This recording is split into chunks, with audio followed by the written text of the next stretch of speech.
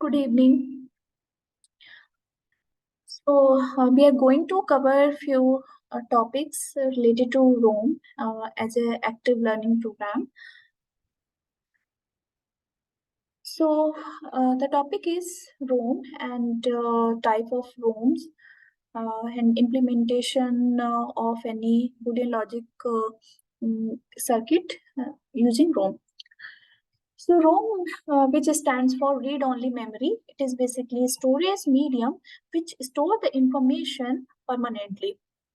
So this type of storage basically store the programs or commands which are essential to operate the our computer or CPU.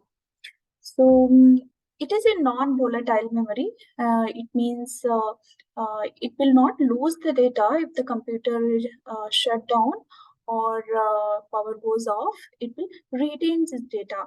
So generally, the ROM is required for the storage where we don't need to change the data often. So this type of storage is used in the calculators and peripheral devices. So the memory can be classified broadly, basically two types, that is RAM and ROM. RAM stand for random access memory. It is basically of two types, static RAM and dynamic RAM. ROM is known as read-only memory, which can be categorized in three forms, that is PROM, EPROM, and EEPROM. So if we see the block diagram for the ROM, we can see there are n input lines, m output lines, and the size of ROM is 2 to the power n into m bits. So if there are n bits, it means 2 to the power n possible combinations, and those are called words. So m represent the number of bits.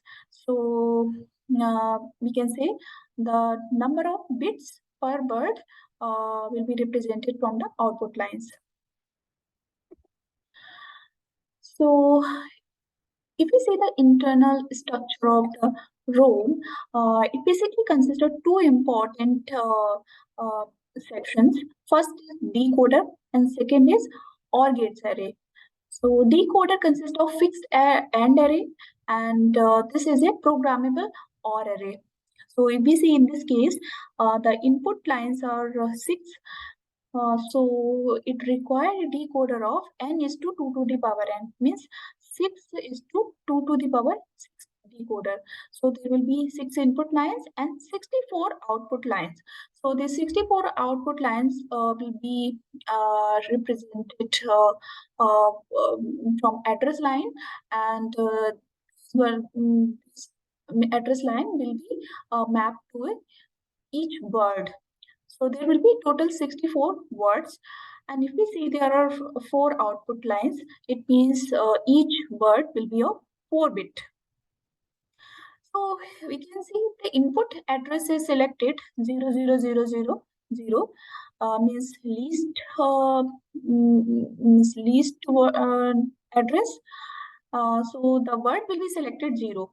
If the input address is selected, that is highest value 111111, it means the word 63 will be selected. So we can have the address from 0 to 64. So also we can see here there are 64 into 4, that is 256 fuses, and based on the combinational circuit requirement, the fuse can be connected or it may be disconnected. So let me see one example how to implement this combination logic circuit using ROM. So what is a truth table is defined here, and this truth table we can see there are 2 input lines and 2 outputs. So inputs are represented by A1, A0, and outputs are represented by F1, F2. We know very well we require the midterms here first of all. So for F1, the active high state, the corresponding midterms are 0, 1, 1, 0, 1, 1. And for F2, it is 0, 0 and 1, 0. It means the connection will be given to this word 0, 0 and 1, 0. It means the bit, the word which is corresponding to this address line. So we know very well for ROM, firstly we require decoder, and since there are two input lines, means we require 2:2 to the power 2 decoder. So decoder will have address line 00011011. Next, the output lines are F1, F2, which is equals to the number of OR gates. So it means there will be two OR gates are required. So we can see based on the truth table, the number of min terms which will be connected to this OR gate. If we see for F1, so it is 011011. So these will be connected, while 00 is disconnected because it is showing the low state. Next, if we see for F2, the active low states are 0, 1 and 1, 1. So we can see it is disconnected. So in this way, we can implement any type of logic, Boolean logic expression in the ROM. So we discuss about the types of ROM. The ROM basically of four types. In that, the first type of ROM is MROM, which stands for masked read-only memory. So this type of ROM, the contents will be embedded during the manufacturing process. Means after that, when the chip becomes ready, after that it's not possible to modify, reprogram, or erase the contents. But nowadays, this type of ROM has become obsolete. It is no longer in use, and like today's our system don't use this type of ROM. Next type of ROM, which is more flexible than MROM, that is known as programmable read-only memory, is also known as PROM. So in this type of ROM, it will be available like a blank means PROM. It means the user can buy as a blank PROM, and the user can embed the instructions or contents using a PROM program. So by using the small fuses, the program can be filled in this type of PROM. It means here, after programming once, it's not possible to reprogram again. Means after embedding the instructions, it's not possible to erase the instructions again. Next type of PROM is EPROM, that is electrical programmable read-only memory. So the flexibility in this type of ROM that after embedding the contents, it's possible to erase these contents. And what is the process to erase the contents? Is by exposing by ultraviolet light.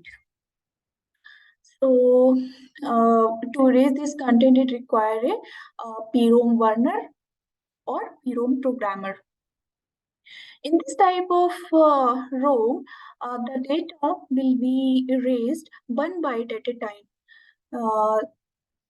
So this process is a little slow, however, it is flexible. Next type of ROM is EEPROM, that is known as electrically erasable programmable read-only memory. So we can understand from the name it says it's electrically. So in this type of ROM, also the contents can be modified, reprogrammed multiple times, but here the erasing processes differ from the EPROM. There we use ultraviolet light. Here we use electrical voltage to modify the contents. So in this type of ROM, again, it used to write or read, means the contents can be erased one byte at a time. So the process of erasing will be slow again in this case. Next type of ROM is flash ROM.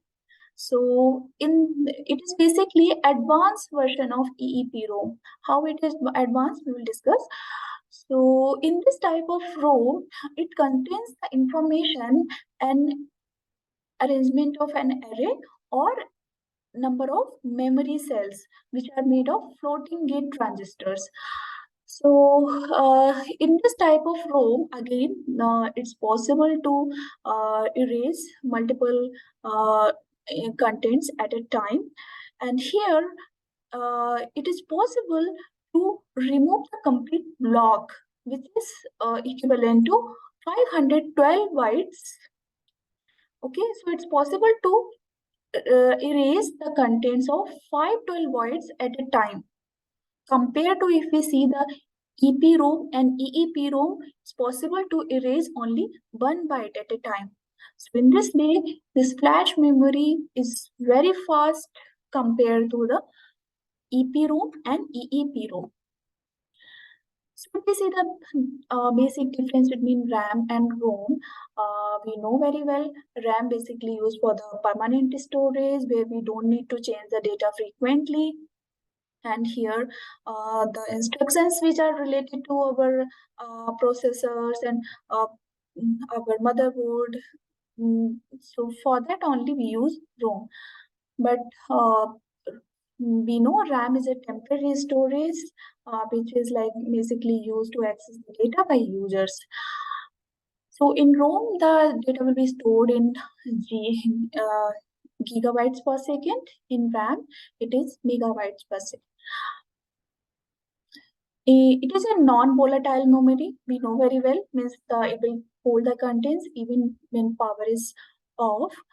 It is a volatile. It means it will lose its contents even though power goes off, or if computer got shut down, it will lose its all contents. So it is used for start a process for the computers while it is used in the normal operations. So definitely we know the data is speed of writing and reading will be slower here compared to the RAM. So what are the advantages of RAM? It is a ROM. It is non-volatile in nature, means it will store the data permanently. It is very cheaper compared to RAMs. Easy to test. It is more reliable because it won't lose its data. It doesn't require refreshing like static RAM. Dynamic RAM. So we know in dynamic RAM, the contents will be stored in the form of charges, and charges having property to leak. So over a period of time, it requires refreshing. But this type of like refreshing unit is not required in the ROM. So thank you so much. We have covered here few topics which is related to ROM in the Unit 5.